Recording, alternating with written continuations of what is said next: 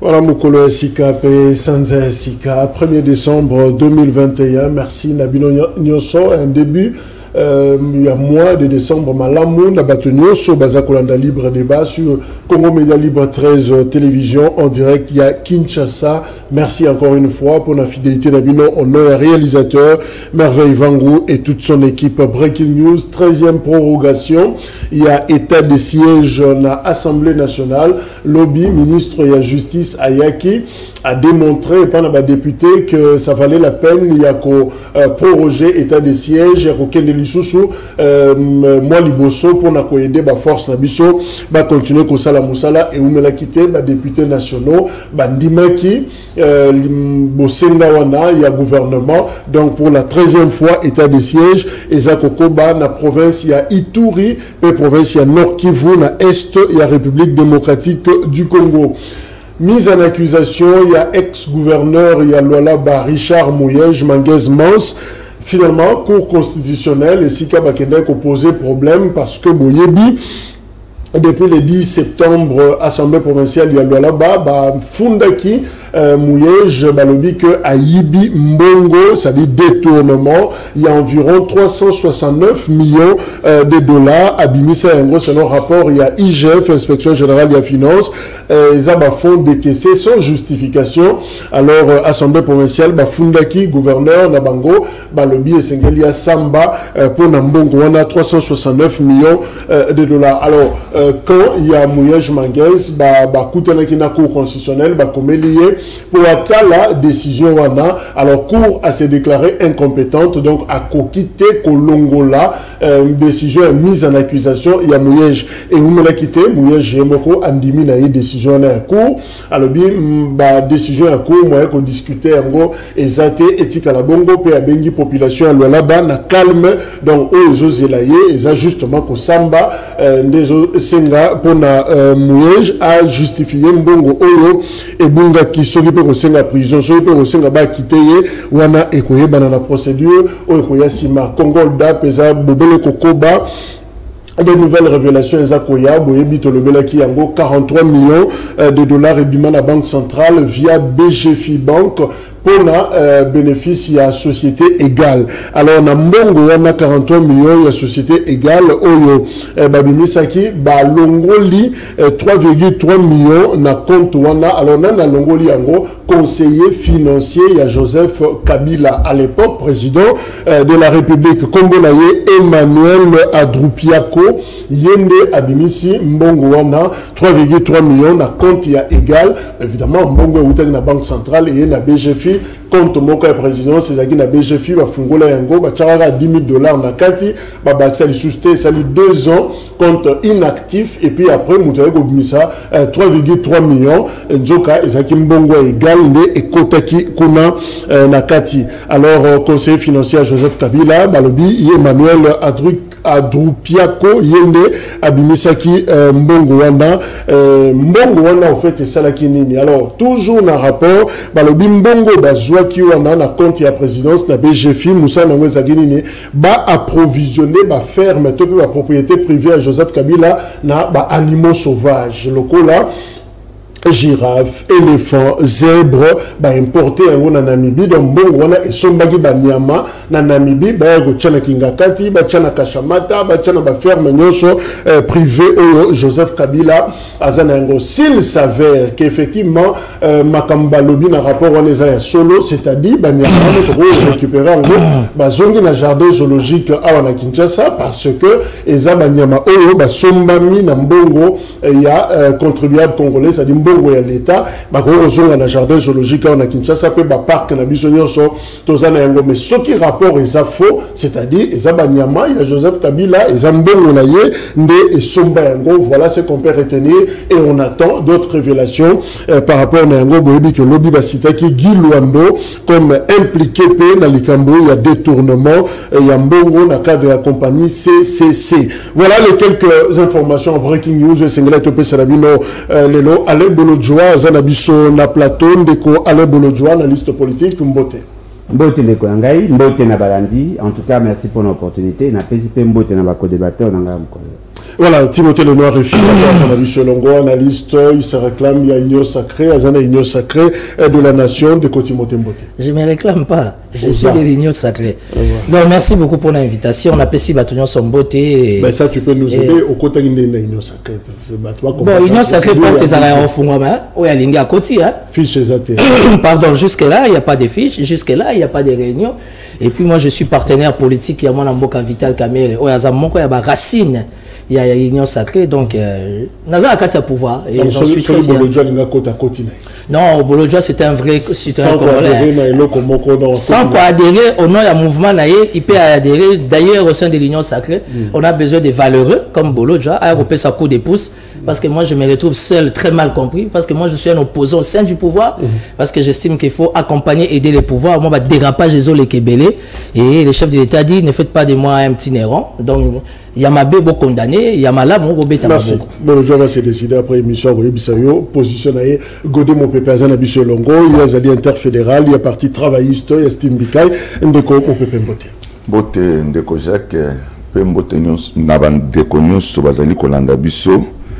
À travers il y a 5013 pena pesi mbote nangai na bandeko nyonso ya parti travailliste pe nazali ko pesa lisusu mbote ya encouragement et pa ya ba pasteur nyonso ya Villa Kinshasa oyo tobungisi moko na biso Dr Fumumba oyo tokolela mokolo ya tokunda mokolo ya samedi oyo. Merci. Alors, Alain Bolodjoa, Congo de Pesa Kokoma, finalement, position IGF et Meki Kotiamwa, flou la mitou ya Batou, IGF face au défendre Kabila, IGF face au côté la Kabila, et Michel Salakina, l'Infoca, Moutou l'a interprété, on a dégainaillé, mais finalement, le rapport continue, c'est comme si Sikoba Rumbo pousse à Pemben ya Kabila Mouké, maintenant c'est les conseillers financiers, Oyo Aza cité. Est-ce qu'il y a du vrai dans ces rapports finalement? Bon, en tout cas, merci beaucoup pour la question. D'abord, on a besoin de comprendre que la vraie union sacrée, c'est dans la Constitution. Voyez-vous, la Constitution est consacrée union. Il y a plus de 450 tribus. Il y a plus de 55 000 villages. Ça, c'est une union sacrée. Bah, cristalliser à la Constitution. Balobi mutu moko na kati na bino akozala l'unité et le symbole à l'unité nationale. Mutamonde siko muto ya o ya zo soutenir. Et fort malheureusement, il vient pour diviser. Vous n'êtes pas dans l'union sacrée. Ceux qui trouvent que qualifier en une association de malfaiteurs parce que na kati wana ba miyi bibaza, ba assassin baza, ba criminel baza. Donc on invitera jamais les cigares mabé na omona ete za empoisonnement. Par rapport à la question na yo bon, tu vois, tout ce qui rapport est à solo, tout ce qui est à l'Ikuta, parce que on n'a pas assez d'éléments, voyez-vous. Il ne suffit pas seulement à sous Kanaba simples allégations, il y a bateau. Mais ce qui est vrai, mon tour a courage que sous la bisognon s'auto comprendre, et les institutions en place. Parce que Bango Ba a la capacité, il y a qu'à confronter ce qui est dit dans ces fameux rapports dans ce qu'il y a eu réellement sur le terrain. La Banque centrale s'est déplacée. La Banque centrale est là. Et chaque fois qu'il y a des décaissements de fonds, il y a des écritures qui se passent. C'est-à-dire qu'il y a possibilité de retracer Mbele Bimaki. Et puis ce qui est commun à niveau, il y a BGFI Bank. Eux aussi à leur niveau ont des écritures qui passent. C'est-à-dire qu'il y a possibilité. Et là, je suis tenu Zaka, Nangola Kalawe Zaka, que Mbele Bimi, non, tout est informatisé. Il y a possibilité de retracer. Et là, le salut pas ces alliés. Personnellement, j'avais cru en ce qui a été dit, parce qu'il a dit qu'il y a eu des enrichissements illicites. Et là, on peut justifier en gros, détournement, concussion, délit d'initié, corruption. On peut justifier. Mais lorsque j'apprends, d'abord, on a qui na Top Congo. Et puis, on a avec Foka coûte il n'y a pas longtemps. Monsieur Obenara, inspecteur général de la finance, vous dit qu'il y a été amené qui va enquête, mais qui est à niveau à BGFI Bank.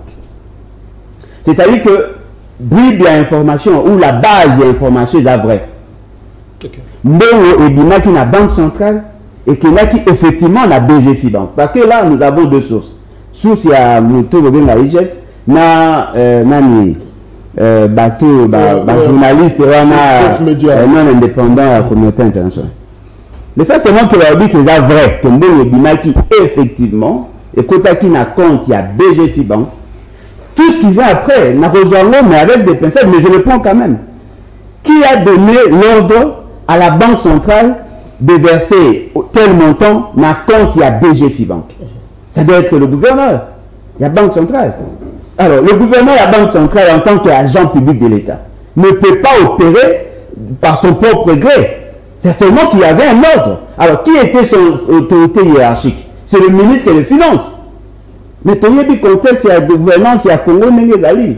Même par l'oralité, il a connu pour Bimisambon la Banque centrale. Il vous souviendra, dans Congo, Batanga Batu. Pour imiter il y a Kabila, Bimisambon la Banque centrale, na Jeep. Comment on l'appelle, Banamura, commis la Banque centrale, Koti, Bimisimbongo, après.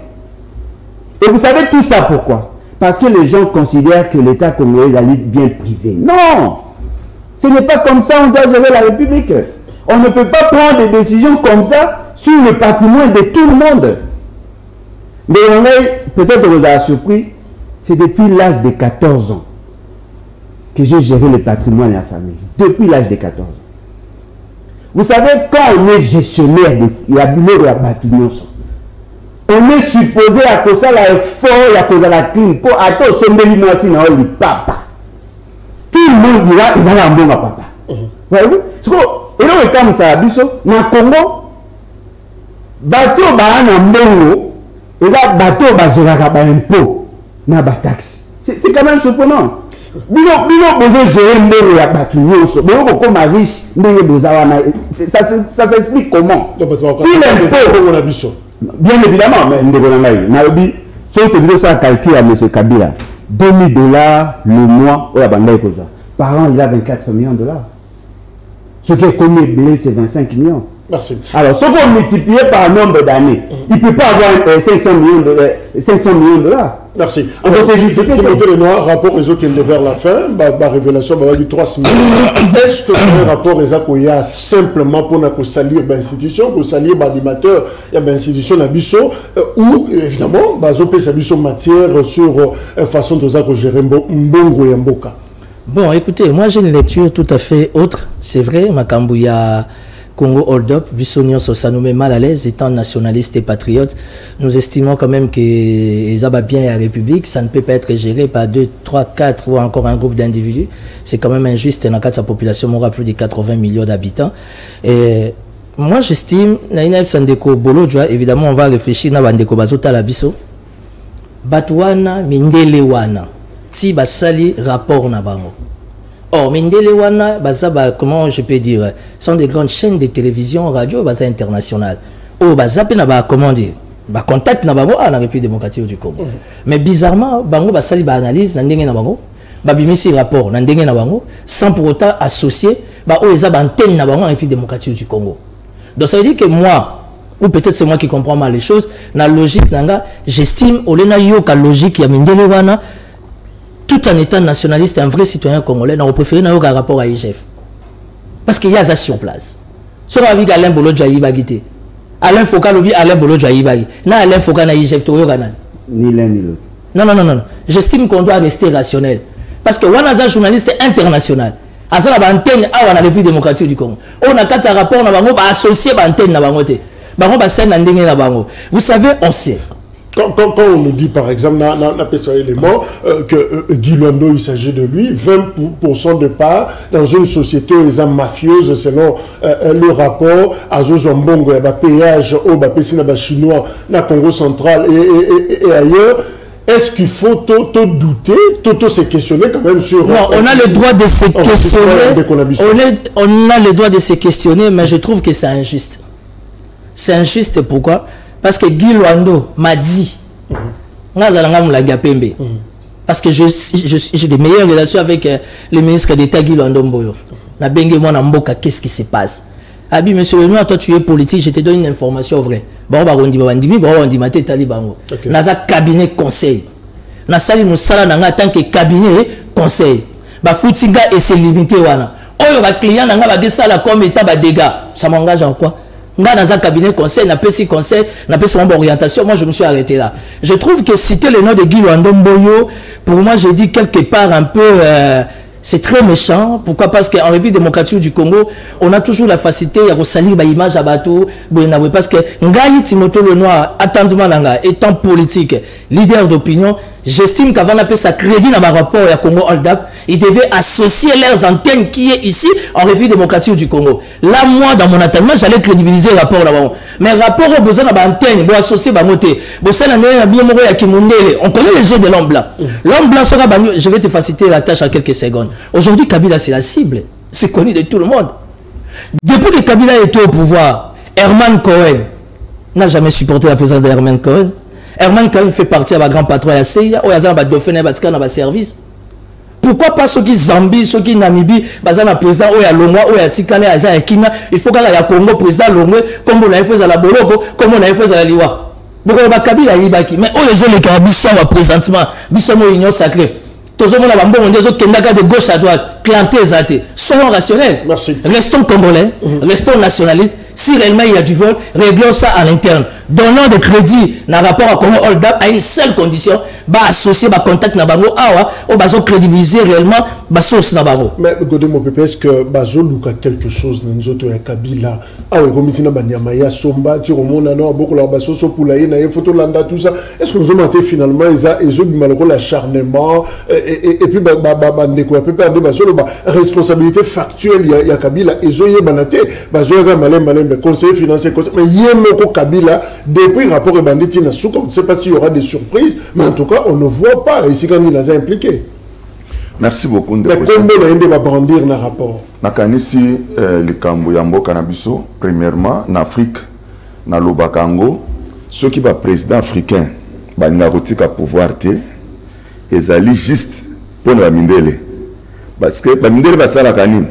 Moutounio soit qui pouvoir en Afrique a comme point cible na bango. Faut pas poursuivre, ba kangaye, ba torturer, ba botolaye nyoso ou azalaki nango.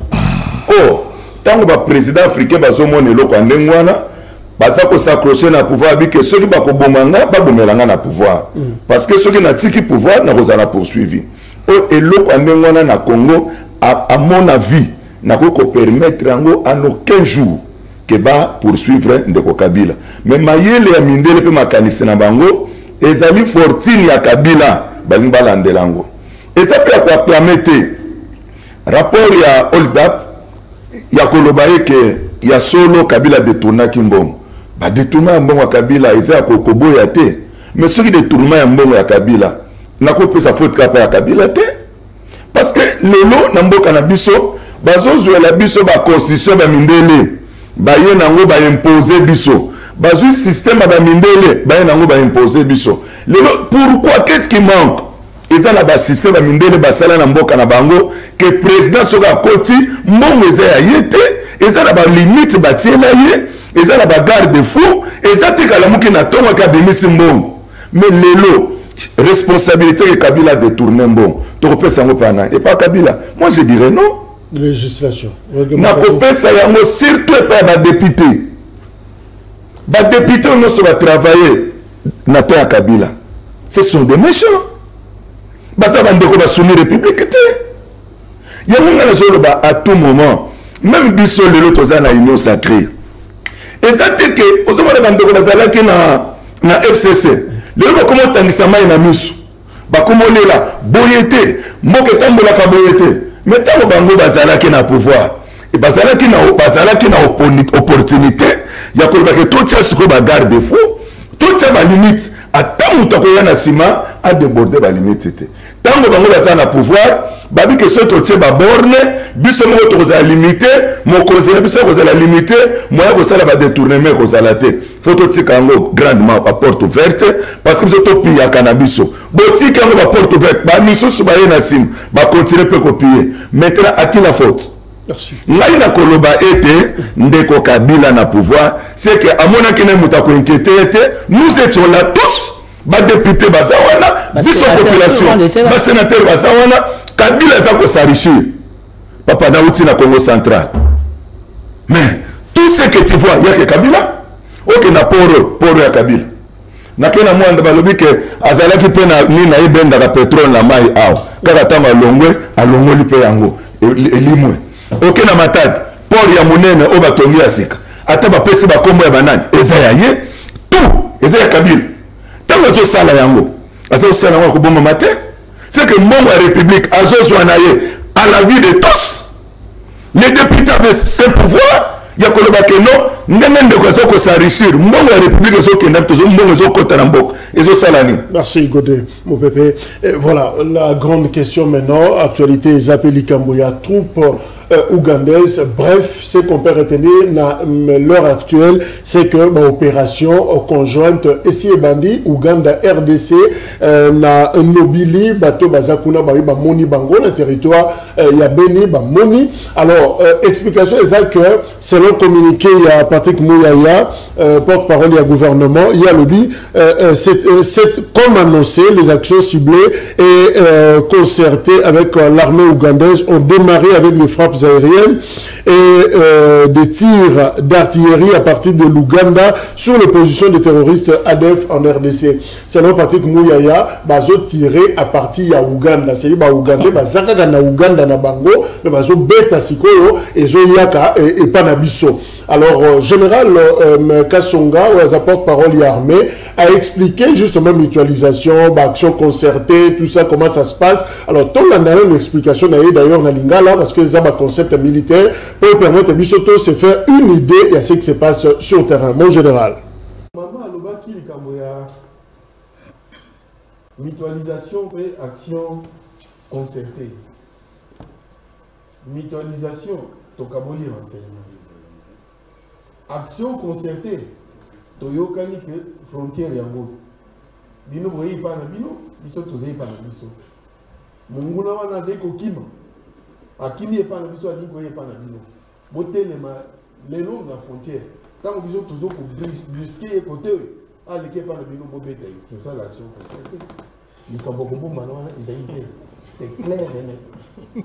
Batuana so to beti bangwe pa na biso ba kimi ba kokenda mboka na bona Uganda ba ke sala mabe kuna na biso na ba Uganda to yokani ke binonga mona bino bisonga mona biso toza kutala ba drone likolo ba service de renseignement na mabele ba mécanisme ndenge mukonga rubiao toza kutala o to moni to signaler mouvement suspect ici ka frappe ici ka to beti to kobeta et kosila. Voilà, Tondi Melam en général, UPDF, armée ougandaise, porte-parole Nabanga Lobby. Ce matin, nous avons lancé des frappes aériennes et d'artillerie conjointes contre des camps ADF avec nos alliés congolais. Alors, Ndeko Bolodjoa, qu'est-ce qui énerve finalement ton monique d'opération ici et Bandi? C'est vrai que porte-parole du gouvernement lobby à l'Obaki que Isa et le Kuta va autoriser bateau pour Ougandais, mais un narratif est changé quand même. Les lois Ebisibiso que Baza, Makambossi et Bandi. Alors, c'est quoi le problème finalement dans le dossier? Donc, on a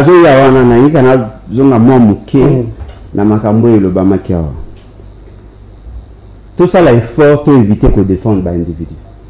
Tout défendre les principes.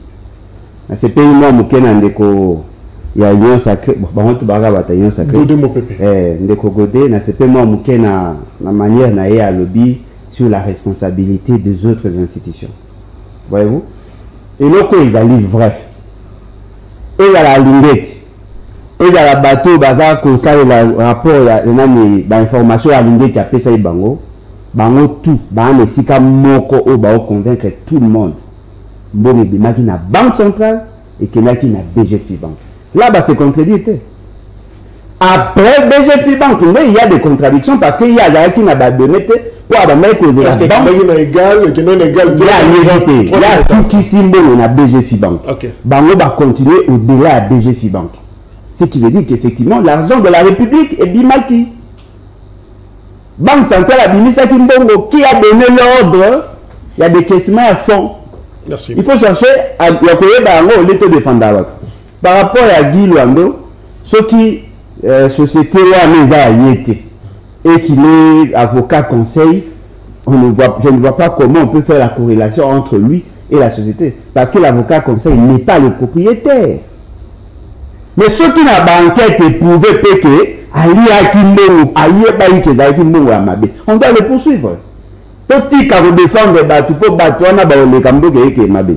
Et va passer, il y a comme on a M. Mouyaya, a traité la question d'État avec autant de légèreté.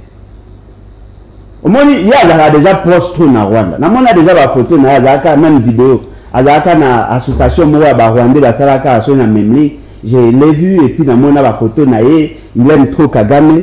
Il doit apprendre que mission va pesailler.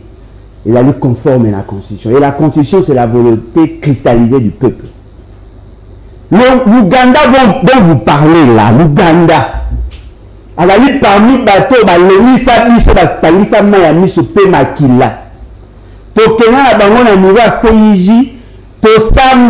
ils ont été condamnés. Cour internationale de justice. Et donc, il va payer 10 milliards de dollars pour corriger Makambo Basalabiso à Mabé, victime.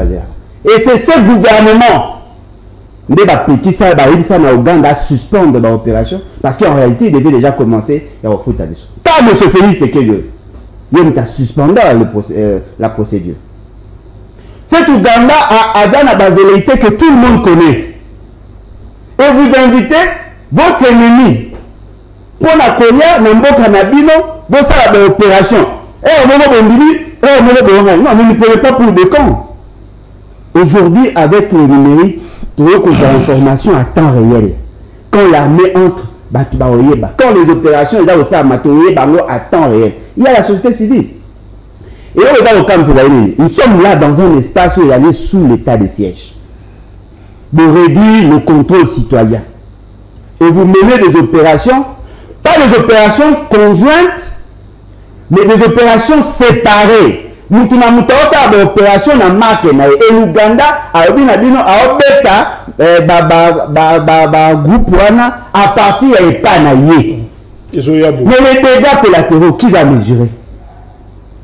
Qui ne sait pas que ADF va enlever les citoyens? Va utiliser Bango, Nabamisa, Nabango, va même Bassi, Bandegonabiso, va otage. Vous frappez à distance. Mais la précision au Bozanango, qui nous dit que nos frères et nos soeurs ne seront pas tués? Et comment on peut arriver à un niveau que le gouvernement que l'état de siège il y a des avancées et de comme une maîtrise du terrain. Et au même moment, vous nous dites que vous avez besoin de l'Ouganda pour résoudre le même problème. Montez, il en restera toujours quelque chose. Donc, l'autorité au Bana, Congolais, tant que le Baranabino, la dangerosité à pouvoir, vous avez l'Ouganda. Merci. Alors, Timothée Lenoir, est-ce qu'on ne peut pas comprendre aussi la stratégie Mouyaya, dans le sens que dans la situation de Kola Oyo exceptionnelle, où il y a une situation de Bitumba, on ne communique pas de n'importe quelle manière, on ne dit pas tout aussi. Alors finalement, est-ce que tu peux justifier un autre communication stratégique, il y a crise, il y a que bombe comme ça pour ne pas tout dire? Bon. Quand même, tu peux avoir des amis rwandais, tu peux avoir des amis ougandais, c'est pas un péché. C'est pas un péché. Moi j'ai beaucoup d'amis rwandais en République démocratique du Congo. Nous sommes des États, des nations sœurs, nous avons des très très bonnes relations. Le problème c'est que comme on ne peut qu'avoir des très très bonnes relations parce que nous sommes des voisins. Quand mon bout est parti, le terrain est resté vide. Kagame n'a fait que s'imposer par rapport à leadership. Et bien, ça va te m'abacoter. Moi, j'apprécie beaucoup Paul Kagame. Vous savez pourquoi je l'apprécie? C'est par rapport à son état d'esprit. Il sécurise sa nation. Il sécurise sa population. Il défend toujours l'honneur et le drapeau naïe. Moi, je l'ai toujours beaucoup apprécié. Mon bout est parti. Terre Tkalayen en vide. Kagame s'est imposé. Malheureusement, ça continue. Il ne cesse de s'imposer. Vous comprenez? Aujourd'hui, Ouganda zobete pas la bango, biso tozo beta pe côté na biso. Mais quel est d'abord l'avenir d'un militaire congolais? Nalina font la parenthèse, moi avec ta permission, j'aurais appris na Est Kuna. Même chef de l'État Tanga Kenda qui a besoin d'informations. Il y a pratiquement 20 000 fictifs dans la police. Pratiquement 20 000 fictifs. Parce que le lorsqu'il y a l'inspection générale, il y a la police, et pas général Raus, Azan a fait des fonctionnements pour qui t'a sur place à étudier les Kambouana. Tout ça sont des anomalies, ce sont des problèmes. Donc sache que s'il y a des fictifs à niveau de la police, il y a un niveau de faire des CP, fictif bazar. Pour preuve, vous avez des soldats qui sont bazar comme l'état de siège, comme la 13e prorogation, mais bazo fout à ma bienté, bazo soit ration, bazo soit prime, bazo soit dotation, salaire n'a pas comme il a renégocié. Tout ça c'est un problème.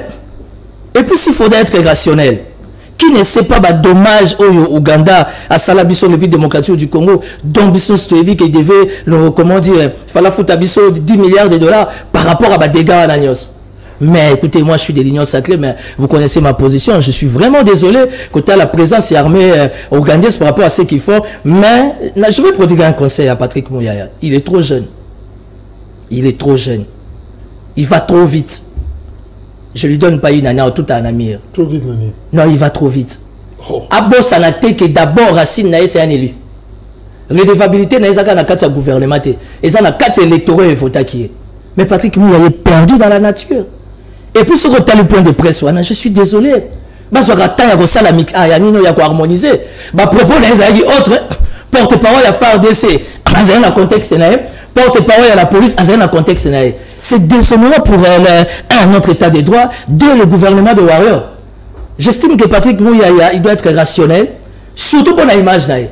Parce que tu as des sièges ici, l'Union sacrée de l'État.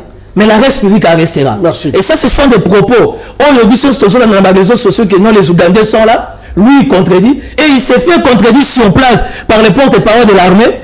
N'a à la police. Alors, je suis perdu pour la Mouyaya. Abattre la carrière, il est encore trop jeune. Merci. Alors, on Godé, mon pépé, André Claudel Loubaya, député national, il y a lobby, je cite, on n'engage pas une nation dans une guerre sans la prévenir ni recueillir son aval. La situation est grave. Il estime que le gouvernement a violé justement devoir il y a transparence. Il doit dire toute la vérité sur l'état des sièges et ne pas agir comme si Bazo défiait Bato. Parce que nous le savons, l'Ikambo il y a frappe, il y a des troupes ougandaises, prix Nobel, Denis Mukwege a s'opposé à Kinayango. Après 25 ans, au Ouganda Sali, on ne peut quand même pas admettre qu'il y ait des accords militaires dans Bango. Alors, c'est inacceptable. Alors, comment comprendre que malgré inacceptable, chef de l'État Kangi Matoyi n'est pas passé par le Parlement, selon procédure expliqué Bissot lundi, mais a foncé et voilà que les opérations essaient de bandir. Qu'est-ce qui se cache derrière cette position rigide du gouvernement? Merci beaucoup, Ndeko Jacques. Nakanisi Mbokeza Yabiso Nyos, Congo Yabiso, Nalobakango toujours, même tant que Tozalaki Awa, tant que le gouvernement a eu décision, qu'à partir déjà, il y a lobby, vivre frais, faut qu'il t'a pris, carte, faut être comme on a $10, il y a une sacrée, Nazalaki na plateau, na yo awa.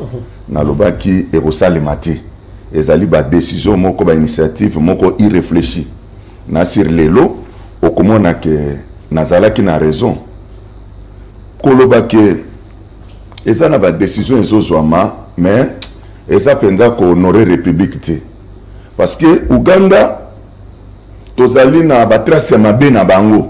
Même il y a rébellion, il y a un pillage, ils ont salé ma nangam. Guerre il y a 6 jours, juin 2000, là qui s'engage. Oui. Pour Nanga, les canisi malam, ceux qui ont besoin d'un renfort, qu'est-ce qui pouvait manquer? Le col a bandé qu'on a toujours suspecté Bango, tous à Bangolais, tout tindi Bango na Estewan. Bandé quoi Brazzaville, Baza? Tous à bandé quoi Brazzaville, tous à bandé quoi Afrique du Sud, ou tous suspecté que na kata dossier, tous à la sur na Bango. Que bande koto intégré pour aider biso tous en bango de cœur. Mais là maintenant la catioté, il faut comprendre l'explication à général Kassonga porte-parole et armée à lobby. Au fait ADF abomaka na Congo, abomaka pe na Uganda. En réalité, c'est une rébellion ougandaise, ba quatre la frontière.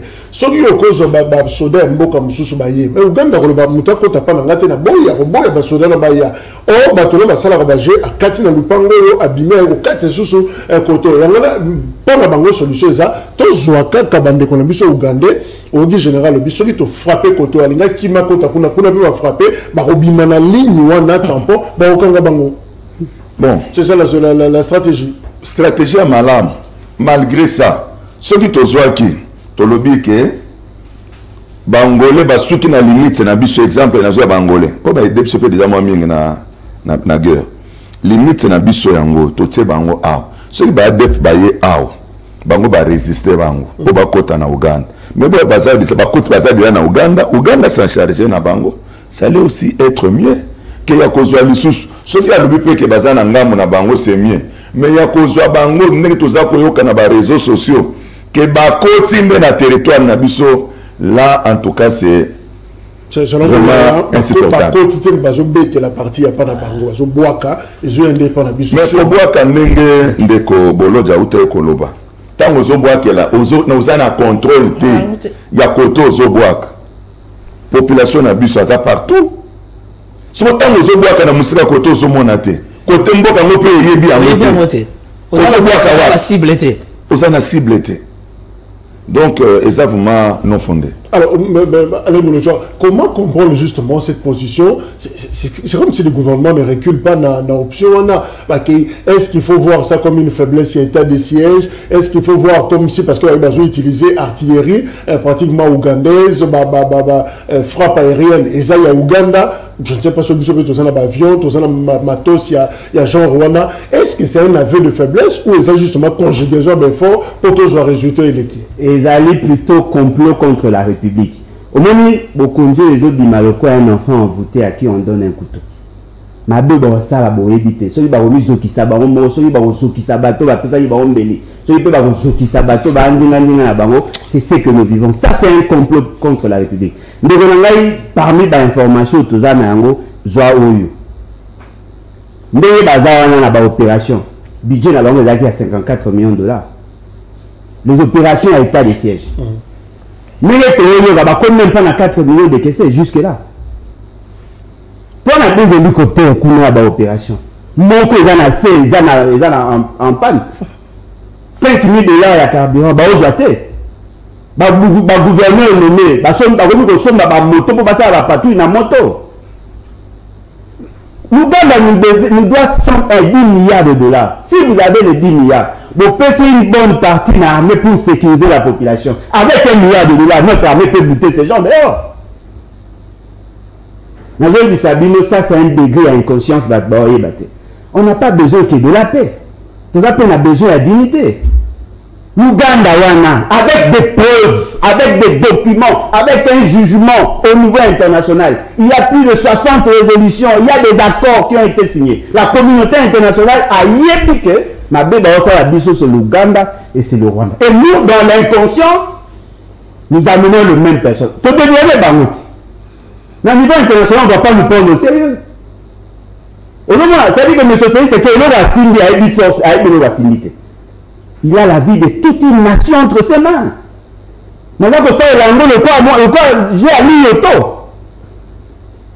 L'Ouganda ne viendra jamais pour résoudre cette problématique-là. Tout le monde s'y a tenu.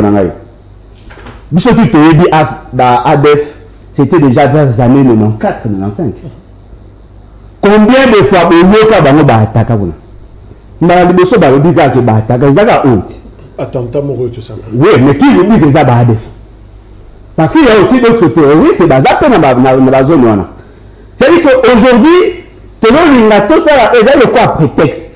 Et Ouganda, la zone américain, tant qu'on va pas World Trade Center. On vous dit les terroristes vont attaquer les États-Unis. On crée la psychose, ma chef américain. Pour justifier la guerre contre l'Afghanistan et maîtriser le pétrole. C'est ça. Qu'est-ce qui a changé? Comment votre ennemi, aussi, c'est la justice, c'est de il y a des militaires ougandais chez nous. Bazali, mais il y a les militaires rwandais chez nous. Et puis, le gouvernement a été informé par voie des médias. Ce n'est pas le gouvernement qui a pris la décision. Le Conseil des ministres a statué sur la question après. L'accord a déjà été donné. L'accord a déjà été donné. Lorsque l'Ouganda, le gouvernement ougandais et le président ougandais en parlaient, ils sont montés d'habiter. Et d'ailleurs, le Parlement ougandais n'est pas d'accord. Alors, lorsqu'on est dans une opération, dans une coopération militaire, n'est-ce pas, regarde l'article 213 à 214, ça devait aussi intéresser le Parlement. Est-ce que Baza est formé? Mais justement, Timothée Lenoir n'a communiqué à FRDC pour confirmer les opérations. Menées de manière professionnelle, cette opération a bénéficié de l'appui de l'artillerie des forces de défense du peuple ougandais, en sigle UPDF. Les forces spéciales congolaises, appuyées par les unités spéciales ougandaises, vont mener des opérations de frappe et de contrôle de zones pour nettoyer et sécuriser les positions des ADF. Alors, finalement, comment se fait-il qu'on s'en passe pratiquement à parler, même des notabilités, le rôle là, vous allez mener une action de frappe et de contrôle. Comment ça? C'est impossible. Tous on comprend bien les Français. C'est impossible. Frappe, oui, contrôle ndeni. Parce que Soudan Abisso, bazana contrôle ya mabele ya Ouganda. Soda Ouganda bazana contrôle ya mabele na biso. Mais change à renseigner mes actes. Excusez-moi, j'allais dire n'importe quoi. Pardon. Non, laissez. Ndeko Jacques. Toi bête tableau ce soir après biso remis problème. Ça fait mal. Vous voyez cette question? Ça fait mal. Je ne vais pas utiliser les termes qu'on a vendu le pays, mais ça fait mal. Et pourtant, en République démocratique du Congo, nous avons des officiers qui sont très très bien formés. Tozo Gakaba Oldo Pombong et Bungakiboy. RAM, je suis d'union sacrée, oui. Mais j'ai jamais été d'accord. On a rempli de 260 millions de dollars. Si les gelous n'abisso n'a évité combien?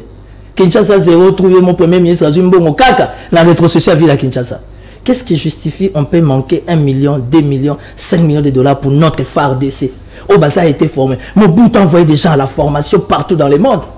Ce n'est pas à l'époque de Mobutu qu'aujourd'hui, le Rwanda, l'Ouganda, Burundi, va manipuler Bisso. C'est non ça.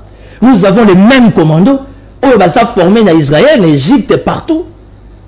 Pourquoi nous devons encore être, pour l'intérêt, on doit encore travailler avec l'Ouganda dont nous ne maîtrisons pas les contours? Oh, Ouganda, jour et nuit, à frapper Bisso. C'est vouloir quelque chose et son contraire. Donc la question sur Makamba Ouganda, Makamba FARDC, je suis désolé, Makamba porte-parole à gouvernement, à armée, toute ma cérémonie sur ça, ça c'est du novelas, ça. Mais ils oublient une chose, histoire qui est rattrapée par moi. Histoire qui est rattrapée par moi. Vous comprenez? Aujourd'hui, pour rendre les choses plus simples, je suis sûr, convaincu, mais là, tiens, on a une parenthèse, collaboration à Bissoana, dans notre faiblesse, même l'armée ougandaise a osé rappeler à l'incon de Panabiso. Ça, c'est sûr. N'a tiens entre parenthèse, mais je suis sûr. Mais qu'est-ce qui justifie état de siège comme la 13e prorogation? Qu'est-ce qui justifie ration, prime, dotation, salaire, Yabasoda, et ils ont posé problème? Il y a un problème. Alors, Godé Mopépé, on a commencé, Bissomoko état de siège, renfort militaire et Salimi, mais évidemment, après 13e prorogation, on n'a presque pas les résultats escomptés. Si Koto Kenaba force extérieure, étrangère, il faut battre Bisso Maboko, de Numukoge, à l'objet d'ailleurs qu'après 25 ans, des crimes de masse et pillage de nos ressources par nos voisins, l'autorisation du président à l'UPDF et les accords de coopération militaire avec le RDF sont inacceptable et contredit par Moussa Nyamwisi, ex-rebelle soutenu par l'Ouganda à l'époque, RCDK je crois. Nous sommes heureux, KML, parce que le président Félix Tshisekedi a tenu parole en écoutant le point de vue de plus de 80% de la population de Beni et ses environs, victimes directes d'exactions et de massacres des ADF. Alors, Ndekomoko Lobby, et ça le rôle la histoire AFDEL. Pour la Mobutu, tu sais qu'il renfort, il y a l'armée, il y a Libanda, Rwanda et les autres, ça les alliances, il y a la force. Et ça qui, justement, soda. C'est un accord militaire. Alors, et l'Okonini et Bombi Nassima. Alors, Bango Balobi, derrière l'intervention ougandaise, se cache certainement un agenda connu du seul pouvoir ougandais.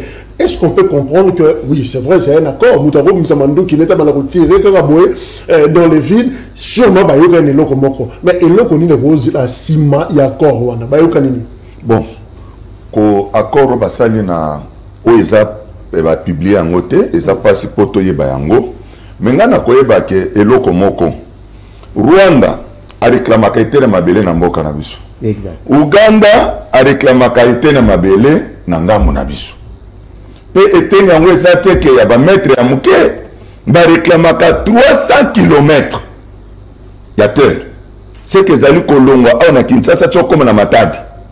C'est que ba réclamé que ba zwa biso eteni na mabele wana nyoso ekota pa na bango. Mais qu'est-ce qui ne va pas? Qu'est-ce qui ne marche pas? Bateau parce que réclamer était dans ma belé wana. Toujours sur la frontière que binobo zala na frontière. Ah. Bien sûr, tu peux se banger en fort wana. Le col va s'arrêter dans l'intention.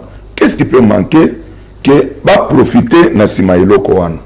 Donc c'est ezali lokomoko, ezali très dangereux. Là na zomo na danger nango. Papa ngana lobaka malgré que nazana ino sacré. Naza wana pona ko acclamer ba bonnes actions. L'action est floue. Moi, je n'acclame pas. Je pensais que j'étais seul. Moi, je n'acclame pas.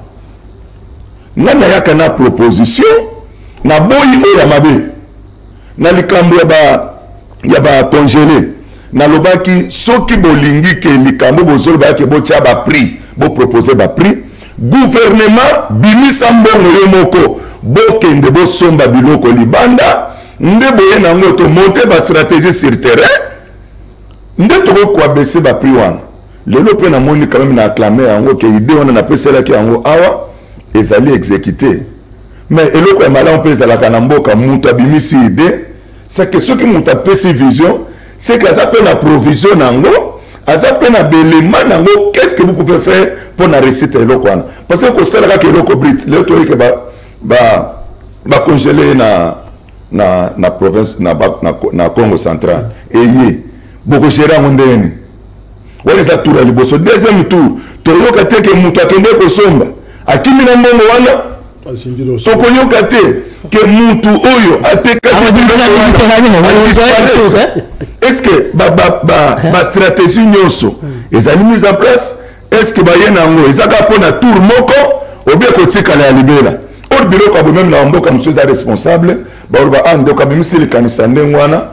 Lokola toni to exécuter ngo bo benga nanu ye okoko pesa biso ideni par rapport ya likaniso yo conservaki akoli sabino ke non soki biloko ane ye mutake ndoko somba ngwa ke na kosoma na mbongo na maboko te to traiter na société wana mbongo esalemaka par transaction côté kama nango ekozala ndenge to zwi ba garde fou nyoso to tie eloko ngala lelaka na mboko eza ba garde fou c'est que to sala kama kambu to tiaka ba base aérienne derrière te et pour empêcher que l'eau comme abe écoute la bisoté. Merci. Alors ndeko bolojwa accord ni ne batami na sima parce que finalement ba frappe aussi là ce qui est sili ndenge pe afdel bayaka ba continue na Kinshasa ba jou pouvoir Mobutu akimi c'est fini. Tango ba lobby na bango bozonga pa na bino c'est là où makambo comment qui moi compliqué évidemment la deuxième guerre il y en a 98 et Kobanda. C'est vrai, c'est un accord militaire, mais qu'est-ce qui est caché derrière cet accord militaire? Ce qui est Sili, est-ce que l'Ouganda a un Osenga Biso,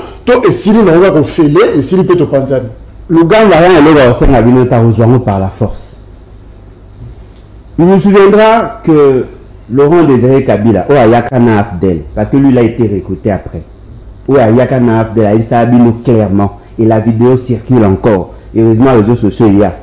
Alors, bien que l'Ouganda, soutenu par l'Occident, balingi ba pesa ba 1% de terre de quoi le bien ko banda fara jeti na Tanganyika ba kabola ngo Rwanda, Uganda na Burundi ba pesa ba créer un pays na vision ya Imatuchi plateau au plateau aujourd'hui ba beni aujourd'hui ba partout à la nyonso tout et dans le cas il y a plein na bango et eux sont intelligents, ils l'ont dit bien avant depuis les années 60. Ce débat là a eu lieu. Si à niveau que va travailler, va commissaire tout le monde directeur et cabinet, Mamboga Nabiso, il y a président de la République. Ils sont dans leur intelligence. Mais Biso de l'autre côté, qui sont nos cerveaux? Qui? Nazo Banabino Bokonjo à Lelo, ils avaient le coup à moi, ils avaient voté la PCI Mbeli. C'est ça la réalité. Il y a des gens qui ont un pouvoir exorbitant sans avoir la responsabilité et le pouvoir des avocats. Mais justement, on a connu, l'histoire se répète peut-être, Tomonaki, jour où Sengelaki, troupe rwandaise, Bakota sous Joseph Kabila, Vital Kamerhe, 2007, je crois. Avec des Mosavito, écoutez, et poste, vous pensez que Mbosso. Non,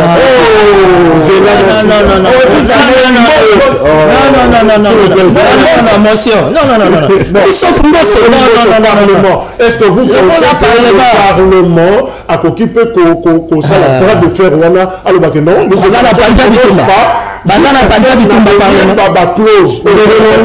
je crois que la meilleure manière il y a que ça que le pouvoir est à la état pouvoir va ça bien. Il faut que le pouvoir arrête le pouvoir. Ça, ce sont des aliénés. Ils ne sont plus la représentation à peuple. Le Parlement devait être le contrepoids du pouvoir, on appelle ça président de la République, et le gouvernement. Le Parlement est démissionnaire. Oui, on député palissade. Les gens qui ont vendu leurs âmes. En réalité, dans le dossier, dans le niveau à service technique.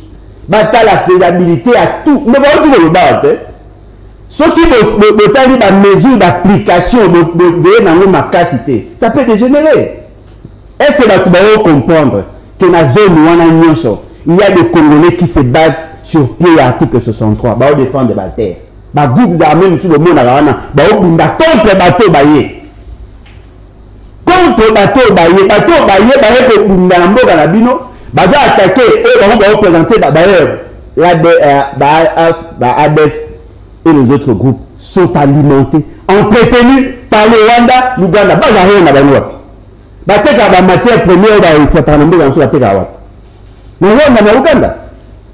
Comment ça n'a rien pour en être?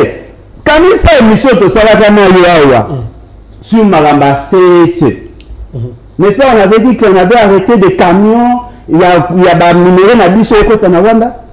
N'est-ce pas qu'il y a des gens qui ont été sanctionnés justement pour avoir dit non à projet à Rwanda? Et aujourd'hui, le chauffeur, c'est qu'elle a joué la bango sur un plateau d'or. Tout ce qu'ils ont demandé pendant des années, après c'est d'abord on a pété. Car, beaucoup de la FDL a signé les Amabé.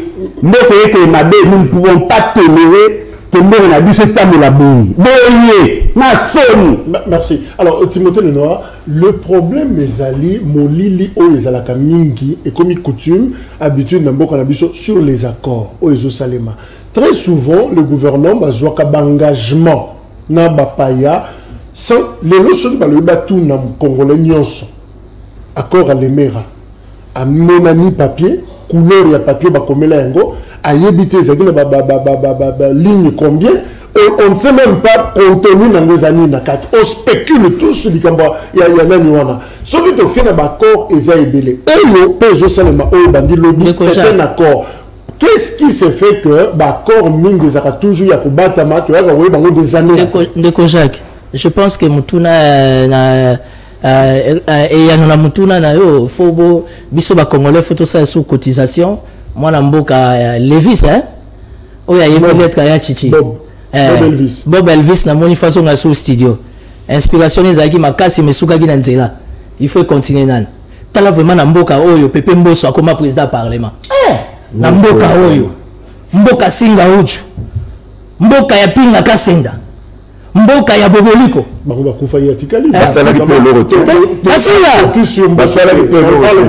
on a eu des gens qui sont allés en Belgique la combat frontal médiatiquement avec les Belges pour voir qu'en Afrique, particulièrement au Zaïre, il y avait des valeurs. Aujourd'hui, je suis au regret de constater mon pays n'a plus de valeurs. Ça, c'est très compliqué. Comme dit Alain Bolodja, où est le Parlement? Tu sais qu'il y a qu'avant. Mais c'est quoi le travail d'un parlement? Non, mais je sais pas. Nous sommes des hommes politiques, des hommes d'État. On ne peut pas voter Malobarana. Ça veut dire que Rwanda, et plutôt Ouganda, va vous donner l'impression qu'Azana contrôle et qu'Abengani va ADF. Mais on y a besoin. ngana yo tam so ko affecter bisoté et ko affecter ba na bisoté mais ko affecter ba na biso. À cause tu connais les principes. Tu connais les principes. Veux-tu me dire que non Ouganda tia il y a pas eu un document? Ceux qui n'ont pas RDC était, il va que na niveau na bango ebani. Mais avec quel répondant côté na bisoir? Aussi longtemps, on ne peut pas vouloir, on ne peut pas accepter l'Ouganda, comment dire, en collaboration dans un contexte purement militaire, sans pour autant faire passer la question au Parlement. À quoi sert notre Parlement? Pepembo, ce n'est pas ce que toute la semaine a répété. Parce que chaque week-end, il y a Fayem Bafachi. Plein de gens va conseiller, on va imaginer. C'est du blablabla. Et mon pays souffre. Merci. Mon peuple souffre. Ça veut dire que l'Ikambo, il y a Bissona, Ouganda, moi je demanderai aux Congolais, nous sommes dans une posture de faiblesse, nous, une population, pour encaisser quatre. Ce qui est grave, c'est que la plupart des députés, ils se contentent de tweet, de tweeter, Juvenal Mounobo et les autres, tous d'accord, mais en dehors, il y a tweet, je crois que Pesavino Ndako Mobimba, Pogo Lobaka, Makambouana, mais c'est ça le grand problème. Ndeko Godé, est-ce que tu peux couper ça, mon condi, gouvernement, raison à Koloba? Oui, ça sert à rien, il y a retour au Parlement, parce que la carte à Parlement, on a Batou Moussou bazo jouer nager à cache-cache. Mosso, Christophe, peut-être toujours Balelo, à l'Oba, on va ouvertement quitter les groupes armés. Peut-être que Bateau va avoir. Il devait citer les noms. Bateau, il fallait pas poser. À la temps, on va pas Bateau.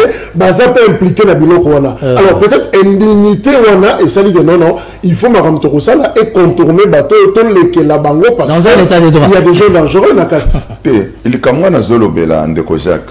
Nakanisi makamambo cannabis même lelo nazomona ba Jimmy Kitenge bayawa bazo critiquer gouvernement lelo eza kindoki zo salem bato ya FCC lelo babini pe babiki ba osala marche po makambo bino bosalela ngombe ngesengela kite babino ko nyonso po mlango ezali nini c'est que bandeko bazoya bazokoka kocha ba base te ke mboka na biso ata biso to longwe biso to za na ba limite bo conservation za na limite. Tu peux pas succéder biso bazana ba limite. Donc on travaille pas pour la durée, pour la longue. Eh, bango bazo travailler, to tika terre vide, biso ne tozali awa tozwa. Et nous même mezo sala opposition na biso lelo, ba to bazala ki ba bimi libanda. Moteme za bango passe. Nde biso tozala konduka, nde tozala kozwa, tozozwa te comme tour na bango ba tozozwa nde tozala kozwa. Oh, lelo, ceux qui même parlement, ba o bandeko bazala ki pendant 18 ans. Ceux qui basent qui devaient babiquer, l'homme se met au rosalaté, mais moi comme ça tout tika la garde fou. Les États-Unis d'Amérique, na mona ki tango ya président Utsuko Kolonga wa Trump. Alors ba ki bazo tonga mir. Na pays ni ya sako na Mexique. C'est le bill non, et ça le matin. Président passé la montée. Pourquoi? Et ça déjà na ba limite que ça président aux une décision. Déjà, Mikanez a dit que il faut qu'on soit décision de mon côté, si on soit décision, il faut qu'on ait un parlement à tout étudier en gros, mais c'est qui soit salé. Biloko bandeko basala en côté, même biso les tous en a pouvoir. Ba biloko tous en qu'on négligé, tout ce qui laisser aller. Et ça n'a pas tout ça ba député le parfois pour n'embala souka vina bang. Ba rejoindre sur député. Et ça n'a pas tout ça ba ministre lelo. Peut-être c'est pour toute leur vie à rejoindre ka de société. Mais où tous en occasion à kosala lelo. Il faut le quoi toujours l'inga ko sala ngote. Ça va nous rattraper demain. Pe lobi to bimaso na nzela. Le zalaki a Kabila zalaki a azo sala manœuvre. Ti bazo ko bunda ba bike mais pour na ko muto aseni. Biso esengelaki to sala magu to ko tsa muto na biso. Bazo terrain na batika ki ango vite. Le lobi ba bike ah c'est ninga sali bongo et ça bon bazo na ba intention. Or ce va préparer que même si tu as président Seni, ma confrère qui est dans Molongo, et ça la bosse. Ceux qui battent qui Molongo, mais les discussions tu as nango, mais les athées. Aux gouvernement actuel, bazapé qu'on soit précaution et ne s'engage pour l'avenir. Non, bazo soit pété. Na koyaka nazana besoin que mboka oya tukotika ni tokolege ne pa ya bana. Et l'autre hein? Les lots biso tozana pouvoir. Tobunda qui tobimi na nzela de personnes combien de personnes va koufi pour le 36 ans nzela pour na kozwa pouvoir. Toza ko critiquer ba mabe mais nous tozana pouvoir c'est une occasion que otomona ki mabe to tshela ngo ba borne na bato ba na simba kuta ba borne wa. Mais surtout que ne peut que biso to côté na ambiance to côté pour na loyene que biso to zana na trou biso to se retrouver to yeba ke mukolo moko pe pouvoir na bato musuba ko remplacer Bokaniso ce que tu me mentionnes à Balabal, c'est que Ekozalé la mission. 5 secondes pour la conclusion. Tout ceci. Sincèrement, aujourd'hui, Marie que na okamo, na mona mutu, a réfléchi na union sacrée, mutu so ya IDPS. Et comme singa félicitations de Rolanga, so vous allez à 4 na rayon à l'ingéza bien. Na lanza. Yo bien za mercenaire. Donc c'est quand même surprenant la plateau. Donc na la puta na maloba le bateau pour na puta pouvoir. Je m'en rappelle ta babilo donc et ça là je suis sûr que va te donner tension qui tire. Le deuxième jour à opération sur terrain. Et donc les gars surprenant le plan opérationnel. Il y a le bateau ça action conjointe exact. Les taux de chef MG, je suis sûr et convaincu qu'il n'a pas le plan opérationnel par rapport à ce qui s'est fait. Oh, Uganda, ça, ka Uganda mutaebi, oh, Uganda, ça, kaka mutaebi. Et comme ça, on a été dans la chargé à communication et armée à lobby, parce que lui joue là le rôle politique. Mais il y a qui m'a envoyé le bas. A joué pas chef d'état-major général, a joué un peu la politique. Bah, tu vas au monde, ma maman fait ce qu'il a au salaire. Boye par un lobby, haute trahison, il sera jugé. Pourtant, parce qu'il y a des choses que nous, Congolais, nous ne tolérerons jamais. Il y a nous sommes devant Rwanda, devant Ouganda. On n'acceptera jamais. Merci. Même s'il faut faire la guerre pendant des années avec le Rwanda et l'Ouganda, tant qu'il n'y aura pas réparation, bakata batu maboko makoba pasola basi mabumba bimisa la fait tous batuta balesa bandona biso et aujourd'hui monsieur Félix Tshisekedi a pris dans chèque en blanc là ça la biso mabé et nous ça Congolais partout ce que vous allez article 64 vous oblige à vous de vous battre pour défendre votre 5 secondes conclusion. Bon, moi je suis vraiment dans les chocs hein, dans un choc makasi. Moi je suis quelqu'un de très compatissant, connaissant beaucoup des contours, maîtrisant beaucoup des indicateurs, pour des raisons de discipline, d'éthique politique, on ne sait pas les dire devant caméra, ça fait mal. Mais nous espérons que on va se battre. Parce qu'il faudra dire que la classe politique aujourd'hui a échoué. Le gouvernement de Warrior, le premier ministre Sama Lukonde, au lieu de s'attaquer à Félix, il y a un premier ministre chef du gouvernement qui est essoufflé. Il faut remémorer la réanimation, ça la dialyse, parce qu'au cas contraire, là, je sens vraiment que Mbokezo Kende, tout faut la mise sous tout l'anda. De quel côté? En tout cas, pour la conclusion, nous avons toujours répondu à Bisoba Congolais. Vraiment, quand même, tous les gens miso ya kofongwa. Mbokeza mboka na biso nyonso, totinda ka ba député pour ba kende ko représenter biso. Mais tozo mona que même ba député mingi bazo kota na bango. Na basoki bakoti kuna bakoti na bango pe na ambiance c'est que musala na bango bazoko akoye bango te lelo tozo regretter Kabila tanga za ko tunga biloko awa bozo mona penda ke mbongo nyonso ngo Kabila zozo tuza otala na miso esa na biloko mususu biso pe loko la population et c'est le péto fongola kamunoko to zaka péton. Est-ce qu'il est possible dans chaque circonscription de convoquer des députés qui vont voter qui tout n'a pas compte par rapport à notre dossier parce que finalement c'est comme si les députés comme trop indépendants la base de la bango ils savent qu'ils reviendront en 2023. Ados Ndombasi a bengi na Funa, Christelle Vwanga a bengi mais je crois Funa également, Daniel Safou, Juvenal Monobo, Kassé quoi tout ça, bengi bango et les Artamboué autour bango mituna que faites-vous parce que pendant l'opération bandit c'était très interrogation et état de siège. Est-ce qu'on peut demander des comptes? Député Nabiso, pourquoi respecter la population et locaux même la campagne électorale nanga na conscientisant qui conscience ya bande konanga. Ne bisi bango boy. Moi même député va respecter la population pourquoi même base na bango. Azoye ba ke na sa le loko pona bango na sa le loko te. Tant que na okende na campagne nanga na bango na ba 5000 francs nanga bako voter na celui to ko soit conscience de même population pe ya mi balé ba yebi ba député majoritaire ba député bazana ba vota bango te bayebi na bango ke eza pe na moto avota te kolobana ndeko Tshisekedi merci président na président na biso n'a pas été kabiso union sacrée na président la biso qui ça qui sait que son péché c'est son entourage c'est son entourage incapable mais il y a un chef